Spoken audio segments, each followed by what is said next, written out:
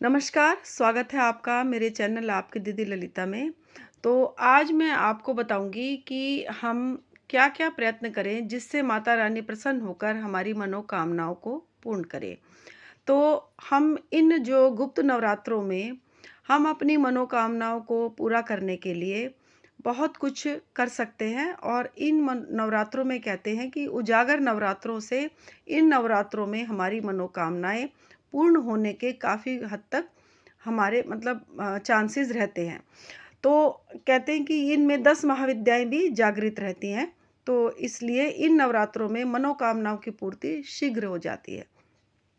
तो मैं आपको कुछ उपाय बताऊँगी और आप उसके मुताबिक आप अगर करेंगे, तो आपकी अवश्य ही मनोकामनाएँ पूर्ण होंगी। तो सबसे पहले जब आप जैसे अभी नवमी जब लगेगी, नवमी वाले दिन आप जब आपके नवरात्रे पूर्ण हो जाएँगे, किसी के यहाँ अष्टमी की पूजा होती है, किसी के यहाँ नवमी वाले दिन पूजा होती है। तो अष्टमी या नवमी दोनों दिनों में से किसी भी दिन आप जब माता रानी का भोग प्रसाद बना लें, तो एक ध्वजा माता रानी के मंदिर में आप अवश्य लगा कर आएँ।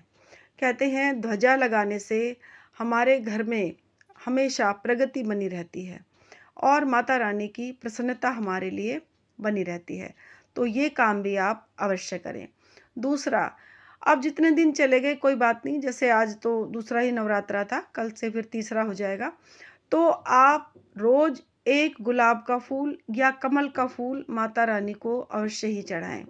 कहते हैं कि इससे माता रानी प्रसन्न होती हैं और आपकी जो भी कोई मनोकामना होगी, वो अवश्य ही पूर्ण होगी इससे।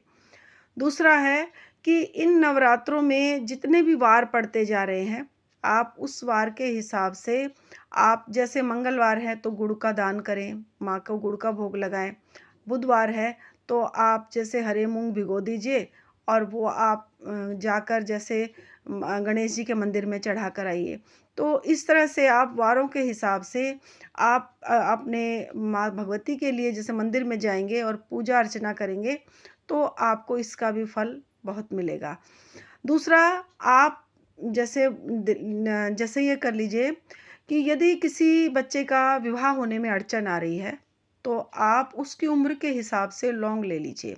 लौंग टूटी हुई ना हो और उसे लाल कलावे के धागे में उनको बाँध लीजिए। थोड़ी-थोड़ी दूरी पर जैसे 2-2 इंच की दूरी पर आप उनको बाँध लीजिए और ये माला आप माता रानी के गले में समर्पित कर दीजिए, पहना दीजिए उनको। ये माला 9 के 9 दिन माँ भगवती के गले में रहे और अष्टमी या नवमी को जब आप उद्यापन करेंगे, तो आप उस माला को उतार कर आप उस बच्चे की लाल कपड़े में बाँध लें, उस बच्चे के तकिए के नीचे उस माला को रख दें जिस बच्चे का विवाह नहीं हो रहा है। विवाह 1 साल के अंदर ही हो जाएगा, योग बनने शुरू हो जाएँगे और उसके बाद उस माला को आप या तो वट वृक्ष या पीपल के पेड़ के नीचे गड्ढा खोदकर आप दबा सकते हैं या आपके आस-पास या बहते पानी जो शुद्ध स्वच्छ पानी हो, जल बहता हुआ, उसमें उस माला को आप प्रवाहित कर दीजिए। इससे आपकी जो मनोकामना है ये अवश्य ही पूर्ण हो जाएगी। दूसरा, आप ये कर सकते हैं कि जितने जैसे माँ भगवती को आप हलवे चने का भोग आप जैसे लगाएँगे लास्ट वाले दिन हलवा चना, तो उस दिन आप यदि कुछ जैसे सुहागनों को भी अगर खाना खिलाएँ, तो इससे भी माता रानी अवश्य ही प्रसन्न होकर अखंड सौभाग्य का वरदान देती हैं। और उसके बजाय आप ये भी कर सकते हैं कि जैसे 9 के 9 दिन आप जितने भी दिन बचे हैं, आप सौभाग्य सामग्री आप लेकर आएँ, जैसे सिंदूर, बिंदी, चूड़ी ये उठाकर आप माता रानी के आगे रख दीजिए और आप वो वहीं पर एज़ इट इज़ रखी रहने दीजिए। जब 9 दिन पूरे हो जाएँगे, तो आप उसके बाद प्रसाद स्वरूप आप अपने लिए उनको इस्तेमाल कर सकते हैं। तो ये कहते हैं कि नवरात्रों में ये अवश्य ही करना चाहिए। और एक माला का जाप यदि संतान प्राप्ति में किसी भी प्रकार की कोई बाधा आ रही है, तो आप रुद्राक्ष की माला से या एक लाल चंदन की माला से आप इस मंत्र का जाप करें जो मैं बता रही हूँ। मंत्र है सर्वा बाधा विनिर्मुक्तो धन धान्य सुतान्वितः मनुष्यो मत प्रसादेन भविष्यति न संशयः। मंत्र एक बार फिर बोल देती हूँ, सर्वा बाधा विनिर्मुक्तो धन धान्य सुतान्वितः मनुष्यो मत प्रसादेन भविष्यति न संशयः।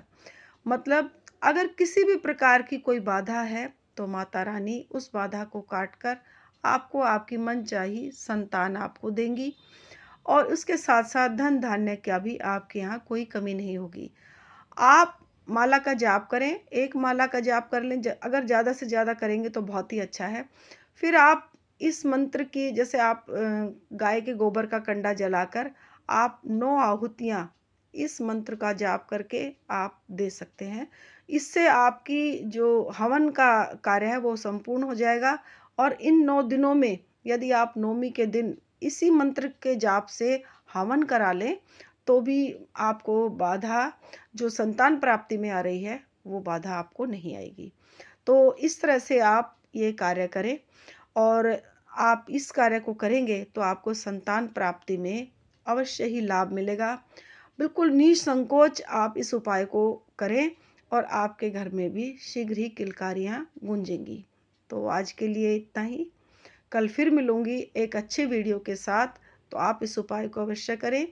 अगर आपने मेरे चैनल को सब्सक्राइब नहीं किया है तो मेरे चैनल को सब्सक्राइब करें, लाइक करें, शेयर करें, और आप भगवती के श्री चरणों में इसी तरह जुड़े रहें। जय माता की। हर हर महादेव।